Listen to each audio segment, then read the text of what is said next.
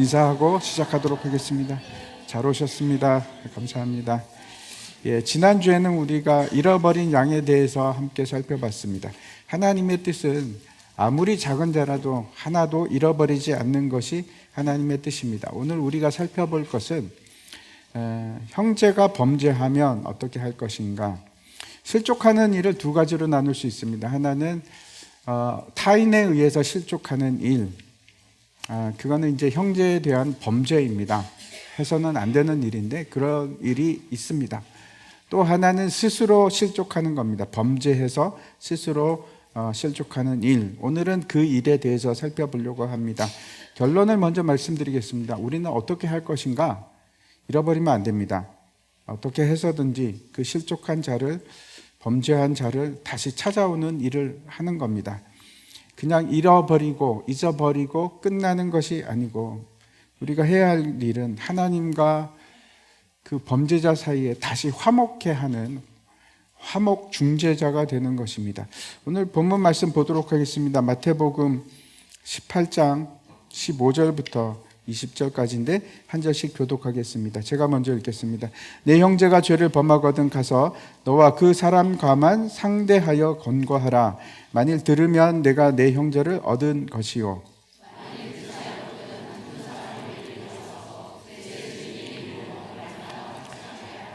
만일 그들의 말도 듣지 않거든 교회의 말하고 교회의 말도 듣지 않거든 이방인과 세리와 같이 여기라.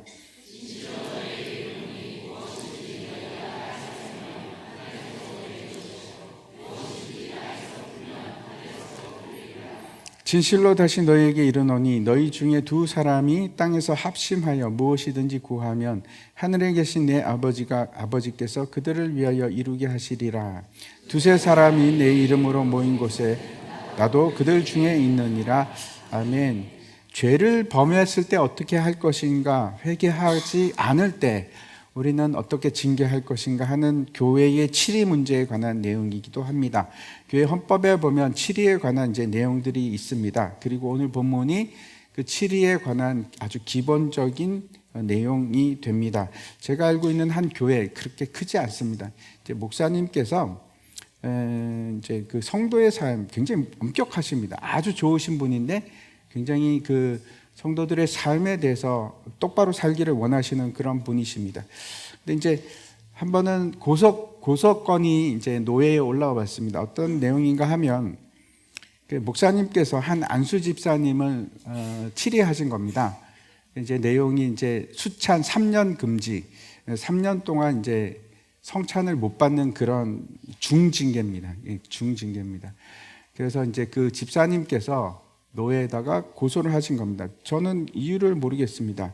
왜 그렇게 합니까? 근데 이유가 어떤 거였는가 하면 성탄절날 예배를 드리지 않아서, 놓아지 않아서 치리를 받으신 겁니다. 우리 교회에서 그렇게 하면 어떻게 될까요? 제가 막 가슴이 벌렁벌렁합니다.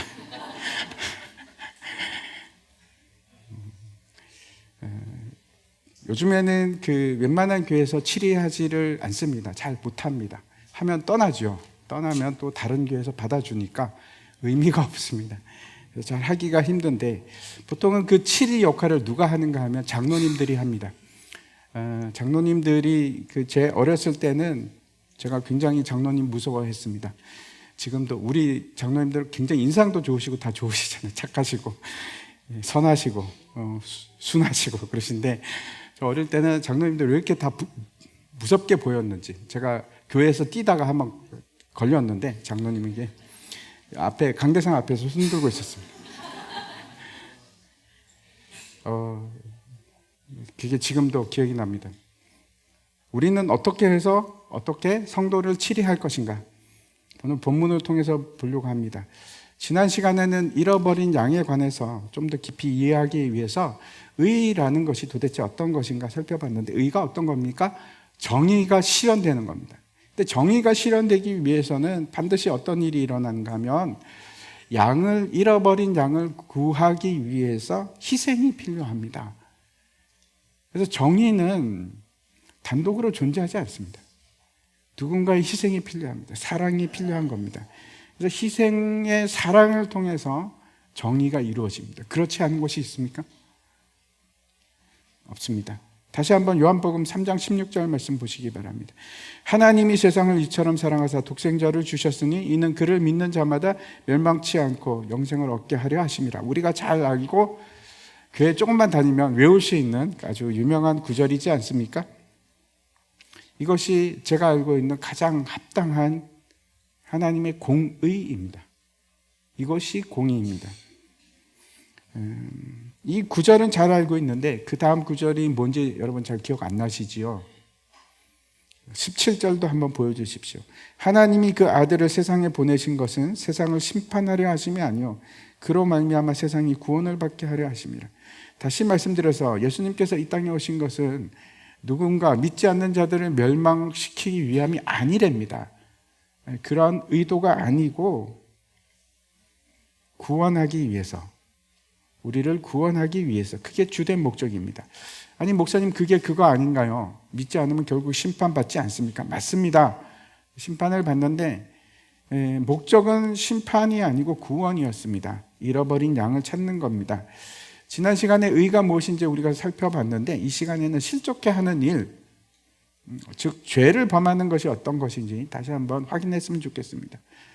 계속해서 요한복음 3장 18절과 19절 보면 그를 믿는 자는 심판을 받지 아니하는 것이요 믿지 아니하는 자는 하나님의 독생자의 이름을 믿지 아니함으로 벌써 심판을 받은 것이니라.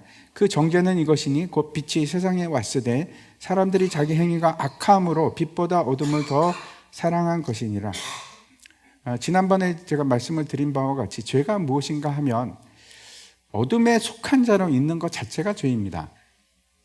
우리는 행위로 생각하지만 그것보다 더 큰 의미입니다. 여기는 그 이유, 왜 어둠에 있다고 얘기를 합니까? 어둠을 사랑해서 그렇습니다. 놀라운 사실을 제가 하나 깨닫게 됐는데 공의도 무엇으로부터 시작합니까? 사랑으로부터 시작합니다. 근데 심판도 무엇으로부터 시작합니까? 사랑으로부터 시작합니다. 사람 때문입니다. 공의는 하나님의 사랑으로부터 시작하는 것이고 죄는 반대로 우리가 뭘 사랑하는가에 따라서 죄가 되는 겁니다. 요한일서에 보면 육신의 정욕, 이생의 자랑, 안목의 정욕이 나오지 않습니까? 이것들이 다 무엇을 사랑하는가 문제입니다. 하나님을 사랑하면 하나님의 공의를 받아들여서 내가 의로워지는 것이고, 그렇지 않고 세상을 더 사랑하면, 세상을 사랑하게 되면 그 결과는 항상 뭐가 됩니까? 죄가 됩니다. 어떻게 이상하죠? 사랑, 똑같은 사랑으로 출발하는데 하나는 의가 되고 하나는 죄가 됩니다. 그리고 그 죄에 대해서 정죄, 심판이 있는데 18절에는 이미 독생자를 믿지 않으므로 과거형으로 얘기합니다. 심판을 받았다고. 오늘 말씀을 이해하는데 굉장히 중요한 열쇠가 됩니다. 심판이 뭔가 하나님 나라의 백성으로 그냥 있는 것이 아니고 두는 것이 아니고 세상에 두면 그게 심판입니다. 왜 그러냐 하면 어둠의 영역에 둔다는 그 자체가 굉장한 심판입니다. 왜 그렇습니까? 어둠에 있으면 의를 행할 수 있을까요? 아니요, 못합니다. 그게 의가 아니라서 그렇습니다. 의는 지금 행위를 말하는 게 아니라서 그렇습니다. 존재입니다. 진리 안에서 자유를 얻는 것이 아니고 죄에 얽매여서 종노릇을 할 수밖에 없는 상태가 죄이고 그게 악입니다. 1961년에 굉장히 중요한 재판이 하나 열렸습니다. 그 예루살렘에서 열렸는데 나치 전범 중에 이제 아돌프 아이히만이라는 사람이 이제 저 사람 재판을 열었습니다. 저 사람이 어떤 사람인가 하면 이제 세계 제2차 대전 때 아돌프 히틀러가 1941년에 명령을 내렸습니다. 어떤 명령을 내렸는가 하면 유럽에 있는 모든 유태인을 다 죽여라 하는 명령을 내렸습니다. 그리고 이제 그게 그 하인리히라는 사령관에게 전달이 되고 그 하인리히가 이 아히만에게 명령을 내립니다.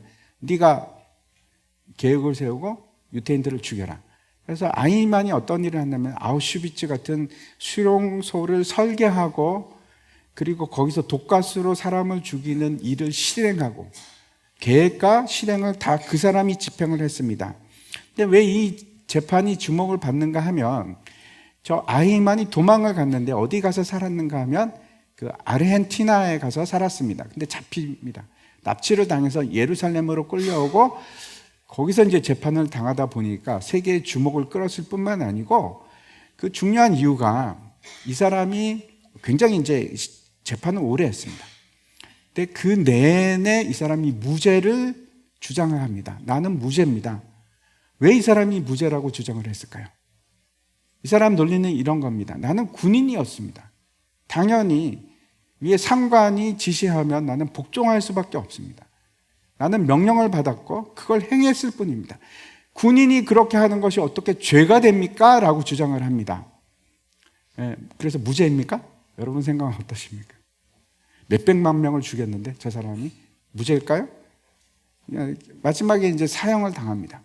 사형을 당하면서 이런 얘기를 합니다. 나는 죽지만 우리는 언젠가 만날 것입니다. 이 모든 사람, 그게 사람의 운명입니다. 그리고 독일 만세, 아르헨티나 만세, 오스트리아 만세. 이 사람이 오스트리아 사람입니다. 나는 그들을 결코 잃지 않을 것입니다. 그리고 죽었습니다.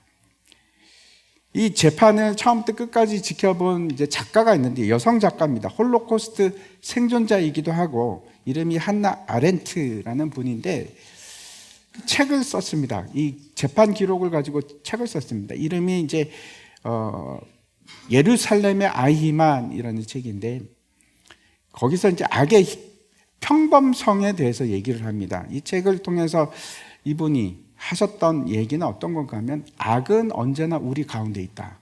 공감이 가시죠? 의미심장한 말을 합니다. 그리고 악이란 무엇인가? 결국 무능함이다.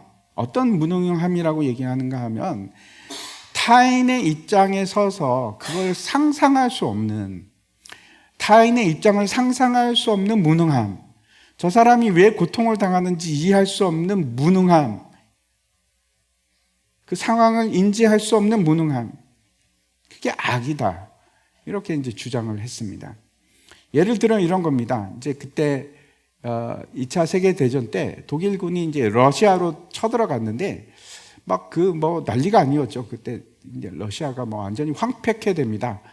근데 거기서 이제 먹을 것이 없으니까 러시아 사람들이 허겁지겁 막 돼지들이 먹는 먹이를 막 먹는 겁니다. 돼지 밥을.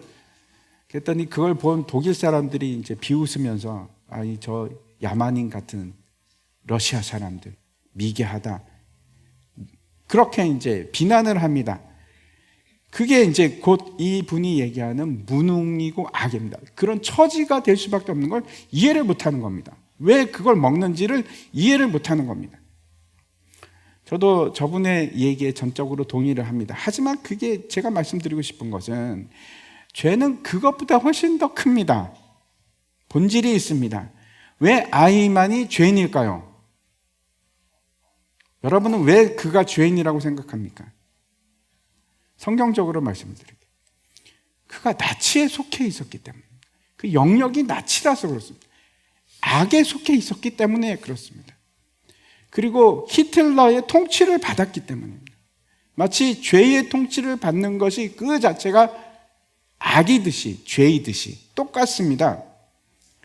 어둠 아래 있다면 여러분 그 안에서 선을 행할 수 있다고 여러분 생각하시죠? 아니요. 그 행하는 모든 것이 다 악입니다. 왜 그런가 하면 악이라는 것은 행위와 물론 완전히 상관이 없는 건 아니지만 그것보다 훨씬 더 큰 개념이라서 그렇습니다. 존재입니다. 존재. 악은 존재라서 그렇습니다. 상태라서 그렇습니다. 죄 아래 있는 겁니다. 만약 그래서 그를 돌이키기 위해서는 어떻게 해야 됩니까? 그 사람의 행동을 고쳐야 되는 게 아니고 그 사람을 거기서 끌어내야 되는 겁니다. 어둠에서 빛으로 옮겨야 되는 겁니다.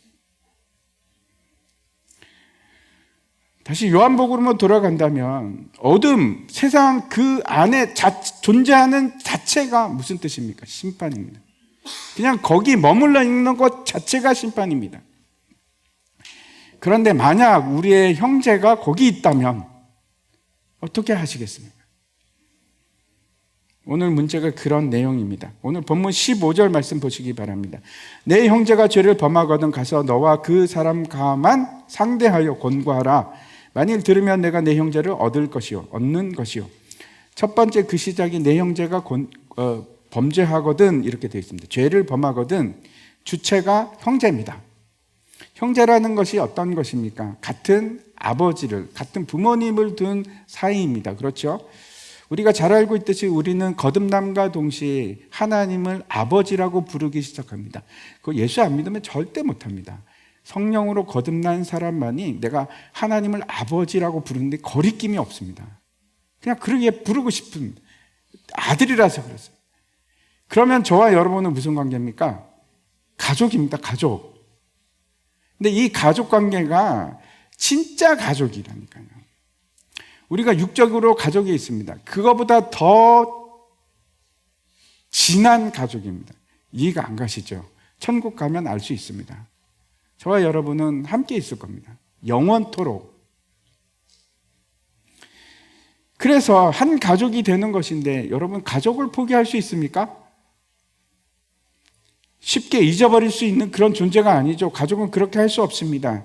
왜냐하면 나와 함께 연결된 지체라서 아프면 같이 아프고 기뻐하면 같이 기뻐하고 그런 존재가 됐다는 의미입니다. 그런 믿음 안에 있는 형제가 범죄했다. 어떻게 해야 하면 좋을까요? 이제 조금 느낌이 오십니까? 그런 내 진짜 형제가 지금 범죄하고 있어. 어떻게 하시겠습니까? 이 죄는 어떤 죄를 말할까요? 우리 성경에서는 그렇게 이제 기록하고 있지 않지만 다른 어떤 사본을 보면 너에게 범죄하면이라고 되어 있기도 합니다. 근데 그게 꼭 나에게만 해당하는 죄인가? 나에게 돈을 꿨는데 안 갚네? 그런 거, 나에게 욕을 해네? 그런 것뿐만 아니고 이런 것도 포함합니다. 저 사람이 지금 도둑질을 하는데 내가 그걸 봤어. 그런 것도 포함합니다. 고린도전서 같은 경우에 보면 교회 안에서 음행이 막 있기 시작했는데 내가 그 음행을 알고 있어. 그런 경우에는 어떻게 하면 될까요? 죄는 직접적인 죄가 있고 간접적인 죄가 있습니다. 직접적인 죄는 우리가 잘 알고 있듯이 내가 범죄하면 그게 직접적인 죄입니다. 근데 만약에 형제 가운데 한 명이 죄를 범했습니다. 그러면 어떻게 될까요? 소망교회 교인이 죄를 범했습니다. 예를 들어서 제가 목사인데 죄를 범했습니다. 소망교회. 그러면 어떻게 될까요? 소망교회 자체가 죄를 범한 겁니다. 어떤 사람이 이런 말을 했다고 제가 이제 예를 드는 겁니다. 나는 다른 교회는 몰라도 저 소망교회는 절대 안 갑니다. 아니 왜 그러세요? 그러면 거기 김집사라고 있는데 순 사기꾼이에요. 그래서 저는 그 교회는 안 갑니다. 라고 얘기를 했다고. 진짜가 아닙니다, 여러분. 오해하지 마시기 바랍니다. 라고 얘기를 하면 여러분은 그 김집사는 분명히 죄인이 맞습니다. 우리는 괜찮은가요? 아니요, 괜찮지 않습니다. 우리도 함께 더러워진 겁니다. 우리도 죄를 범한 겁니다. 이게 간접적인 죄입니다. 고린도전서 5장 6절 보면 이렇게 되어 있습니다. 너희가 자랑하는 것이 옳지 아니하도다. 적은 누룩이 온 덩어리에 퍼지는 것을 알지 못하느냐. 고린도 교회에 음행하는 일이 있었는데 지금 사도 바울이 그 얘기를 합니다. 두 가지 의미로 얘기를 합니다. 하나는 그 죄를 가만히 놔두면 나도 영향을 받는 겁니다. 죄에 무감각해지고 저거 괜찮네? 나도 해볼까? 라는 죄의 오염성을 얘기하는 것이고, 두 번째는 이 죄를 짓는 것은 마치 이런 것과 같습니다. 누룩이 없는 빵이 있는데 거기 누룩을 하나를 넣었습니다. 그러면 그 빵은 무교병입니까? 유교병입니까? 유교병입니다. 하나라도 들어가면 그 전체가 무교병이 될 수가 없는 겁니다. 예를 들어서 우리 몸에 다리에 제가 병이 들었습니다. 그러면 제가 어떻게 얘기합니까? 다리가 병들었고 나는 괜찮네? 이렇게 할 수가 없는 겁니다. 다른 사람이 보면 저는 어떤 상태입니까? 병자가 되는 겁니다. 다리 때문에. 한 지체라서 그렇습니다. 그래서 어떻게 해야 되는가? 15절에 다시 보면 이렇게 되어 있습니다. 가서 너와 그 사람만 상대하여 권고하라. 가라고 합니다. 가서 뭐라고 하는가 하면 그 사람한테 얘기를 해야 되는데 이거 정말 힘듭니다. 얘기하지 말랍니다. 그 사람하고만 얘기해라. 우리는 그렇게 보통 안 하죠. 있잖아, 누가 그런 누구죠. 그걸 하지 말랍니다. 아무에게도 얘기하지 말고 그 사람을 찾아서 권면하랍니다. 권고하랍니다. 소문내지 말고. 근데 두 번째, 권고를 해야 되는데 이거는 더 힘든 일입니다. 얘기하라는 겁니다. 우리는 싫은 말 하기 싫지 않습니까? 알아서 그거는 왜 그렇습니까? 내 형제가 아니라서 그런 겁니다. 내 가족이 아니라서. 그가 죽든지 말든지 알아서 해 라고 할 수 없는 우리가 존재가 됐기 때문에 그렇습니다. 그 사람이 돌아오게 하기 위해서 뭘 하라고 하냐면 권고. 이 권고는 권면보다 훨씬 더 강한 말입니다. 그 어떤 의미인가 하면 빛을 비춰라, 진리를 알게 하고 회개케 하라, 죄가 드러나게 하라, 그런 뜻입니다. 물론 그 전에 내가 깨끗해야겠죠. 근데 중요한 거는 이겁니다. 이 사람이 지금 잃어버린 죄인이 된 겁니다. 그러면 기억하십시오. 성경에서는 뭐라고 하면 가서 권고하라. 집사님 지금 죄를 짓고 있습니다 라고 얘기를 하랍니다. 그렇지 않으면 돌아올 기회가 없기 때문에 얘기를 해주랍니다. 절대 쉽지 않죠. 요한복음에서 앞에서 제가 말씀드렸던 것을 기억하십시오. 심판하기 위해서는 아닙니다. 구원하기 위해서 그렇게 하는 겁니다.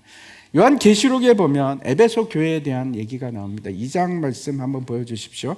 내가 내 행위와 수고와 내 인내를 알고 또 악한 자들을 용납하지 아니한 것과 자칭 사도라 하되 아닌 자들을 시험하여 그의 거짓된 것을 내가 드러낸 것과 또 내가 참고 내 이름을 위하여 견디고 게으르지 아니한 것을 아노라.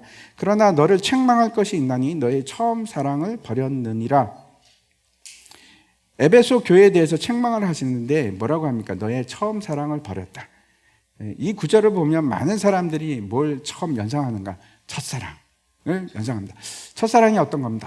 뜨겁고 감격이 있고 애달픔이 있고 애절함이 있고 그런 걸 얘기하는 것인가? 그럴까요? 여러분, 사랑이 첫 번째 사랑이 있고 두 번째 사랑이 있고 세 번째 사랑이 있습니까? 여기 잘 보시면 첫사랑이라고 하지 않고 처음 사랑이라고 되어 있습니다. 그리고 식었다라고 하지 않고 뭐라고 합니까? 버렸다라고 합니다. 만약에 이것이 첫사랑에 관한 얘기가 아니라면 어떤 뜻일까요? 잘 보시면 에베소 교회에 대해서 칭찬을 하십니다. 2절과 3절입니다.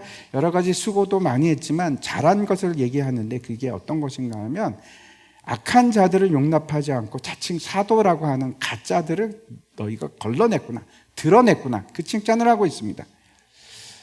에베소 교회는 어떤 일이 있었는가 하면 오랫동안 진짜와 가짜가 가짜 교사들이 들어와서 치열한 그 영적 전쟁을 치렀습니다.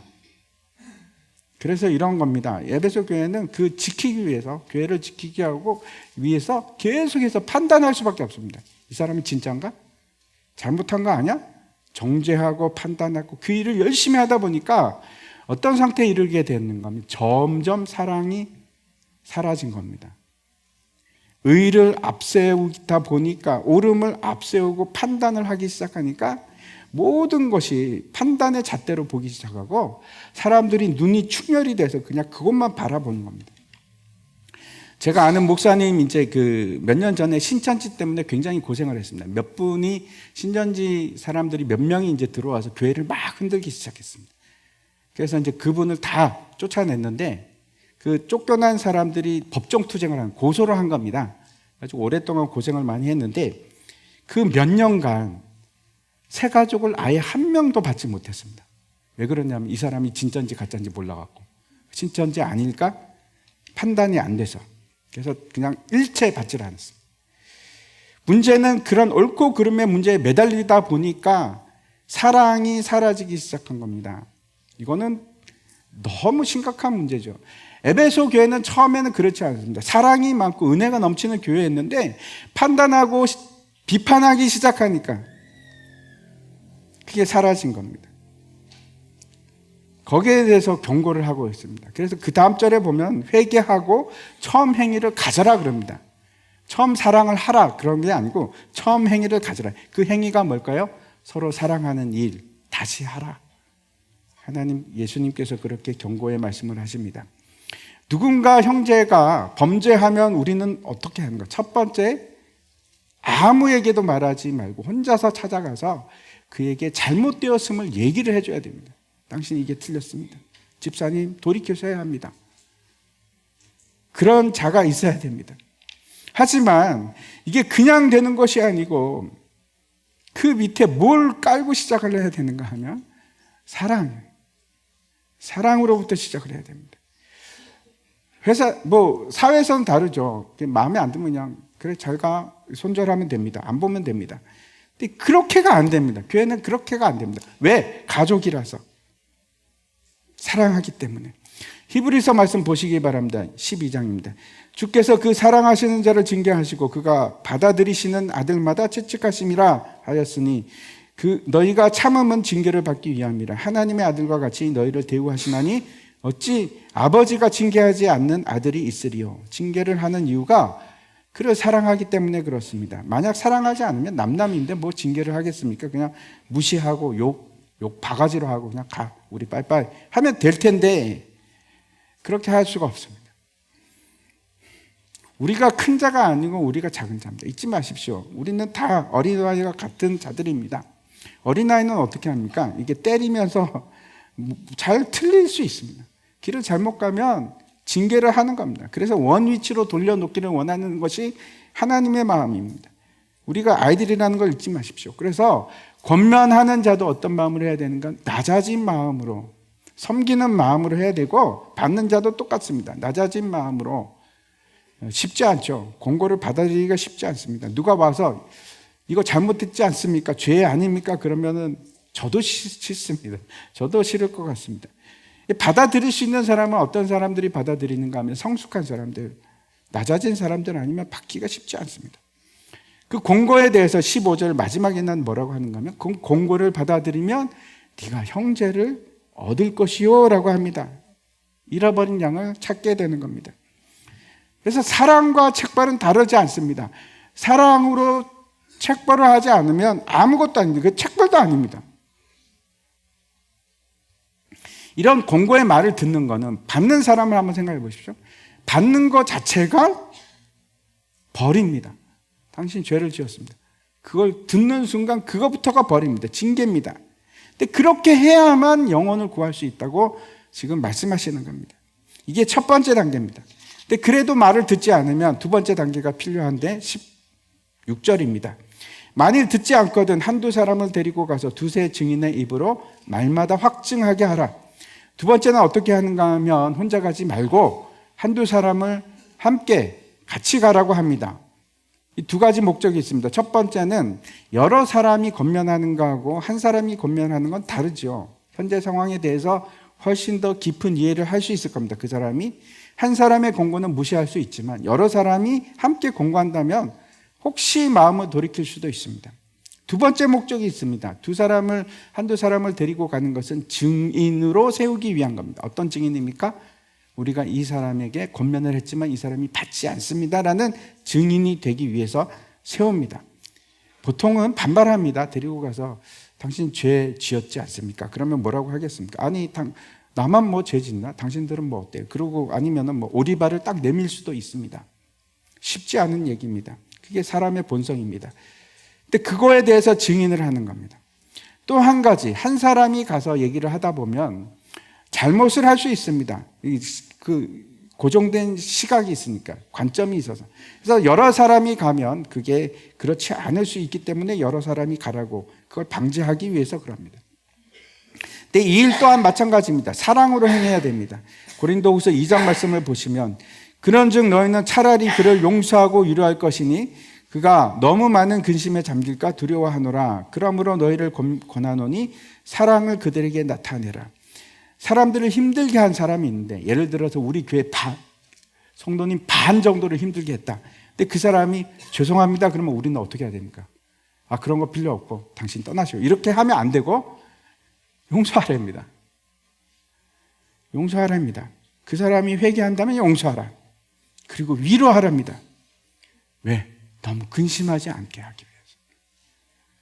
그리고 그 사람에게 사랑을 나타내라. 사랑보다 더 중요한 것이 없습니다. 그래도 만약에 듣지 않는다, 그러면 세 번째 단계로 넘어가게 됩니다. 17절과 18절입니다. 만일 그들의 말도 듣지 않거든 교회에 말하고 교회의 말도 듣지 않거든 이방인과 세리와 같이 여기라. 진실로 너에게 이르노니 무엇이든지 너희가 땅에서 매면 하늘에서도 매일 것이요 무엇이든지 땅에서 풀면 하늘에서도 풀리리라. 세 번째 단계는 교회 앞에서 알리는 겁니다. 모든 성도들 앞에서 죄를 알리라. 그렇게 말씀합니다. 그래도 듣지 않으면 어떻게 합니까? 이방인과 세리처럼 여겨라. 즉 출교하라는 뜻입니다. 그리고 불신자처럼 여기라. 교회에서 치리하는 데는 이제 몇 단계가 있습니다. 처음에 이제 가장 약한 것이 견책입니다. 어떤 것인가 하면 당신이 죄를 범했습니다. 회개하십시오. 라고 하는 것이 견책입니다. 두 번째는 수찬 금지가 있습니다. 성찬을 못 받게 하는 겁니다. 1년이든 2년이든 6개월이든. 그 되게 심한 벌입니다. 세 번째는 어떤 것인가 하면 면직입니다. 집사님인데 집사 내려놓으십시오. 그냥 성도로 지내십시오. 라고 하는 것이 이제 면직이고, 가장 심한 벌이 있는데 출교입니다. 이제 오지 마십시오. 교회 더 이상 교회 예배 드리지 못합니다. 라고 하는 겁니다. 이렇게 생각하면 사회에서 내리는 벌에 비하면 굉장히 약한 거 아닌가? 이렇게 생각할 수도 있습니다. 그렇죠? 사회에서는 뭐 때릴 수도 있고, 교회에서는 그렇게 못하지 않습니까? 감옥에 넣을 수도 없고, 벌금을 매길 수도 없습니다. 근데 여기서 이방인과 세리와 같이 여기라 하는 것은 어떤 뜻인가 하면, 남남으로 지내라. 이제는 아무런 관계가 없다 하는 뜻입니다. 이것이 얼마나 큰 벌인가 하면 세상 사람들은 잘 모릅니다. 근데 우리가 앞에서 보았듯이 세상에 두는 것 자체가 어마어마한 심판입니다. 거기서는 의를 행할 수 없기 때문에 그런 겁니다. 18절 다시 한번 보시기 바랍니다. 예수님께서 교회에게 주신 권세입니다. 땅에서 매면 하늘에서도 매일 것이고 땅에서 풀면 하늘에서도 풀릴 것이다. 이 징계를 내리는 일이 마치 사람이 행하는 것 같은데, 그 일을 행하면 사람의 재판처럼 보이지만 그렇지가 않답니다. 하늘에서도 똑같이 그 프로세스가 적용이 됩니다. 20절 말씀 한번 보시기 바랍니다. 두세 사람이 내 이름으로 모인 곳에는 나도 그들 중에 있느니라. 이게 어떤 뜻일까요? 물론 예수님께서 두세 사람이 모인 교회에는 함께 하신다 하는 말씀이기도 하지만, 그 재판 과정에서 이 문맥상으로는 이런 뜻이 됩니다. 예수님께서 그 두 사람이 누굴까요? 증인과 그 피고와 원고, 죄를 범한 사람과 그렇지 않은 사람, 증인들, 재판하는, 거기에 함께 하신다는 겁니다. 그래서 사람이 마치 결정하는 것처럼 보이지만 그거는 사람의 결정이 아니고 예수님께서 그 결정에 참여하신다는 뜻입니다. 하지만 이렇게 해서 끝나는 것이 아니고 진짜 중요한 것은 19절입니다. 19절 한번 보시면 같이 읽겠습니다. 시작. 진실로 다시 너에게 이르노니 너희 중에 두 사람이 땅에서 합심하여 무엇이든지 구하면 하늘에 계신 내 아버지께서. 이게 무슨 말일까요? 두 사람이 기도하면 예수님께서 함께 하시고 들어주신다. 그 맞습니다. 근데 이 문맥상으로 보면 어떤 뜻입니까? 죄를 범한 사람과 지금 공고하는 사람이 합심해서 기도하면 그 일을 하나님께서 풀어주신다는 뜻입니다.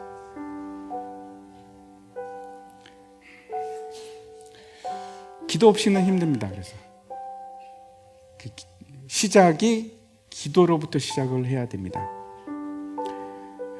이제 제가 마지막으로 말씀을 마치려고 하는데, 갈라디아서 6장 말씀 보시기 바랍니다. 형제들아, 사람이 만일 무슨 범죄한 일이 드러나거든 신령한 너희는 온유한 심령으로 그러한 자를 바로잡고 너 자신을 살펴봐. 너도 시험을 받을까 두려워하라. 너희가 짐을 서로 지라. 그리하여 그리스도의 법을 성취하라. 제가 이제 말씀을 마치려고 하는데, 우리가 잘 알고 있는 고린도전서 말씀 한번 보여주십시오. 사람이 천사의 말을 할지라도 사랑이 없으면 뭐라고 합니까? 구리와 울리는 꽹과리 소리, 아무 의미가 없습니다. 시끄러운 소리뿐입니다. 만약에 그 사람이 모든 비밀과 지식을 알고 있는 그런 사람이라고 할지라도 사랑이 없으면 아무것도 아닙니다. 심지어는 이 사람이 믿음이 어마어마해서 산을 옮길 수 있는 그런 믿음을 갖고 있다고 할지라도, 놀라운 사람이라고 할지라도 그 사람이 사랑이 없으면 아무것도 아닙니다. 아무것도 아닙니다.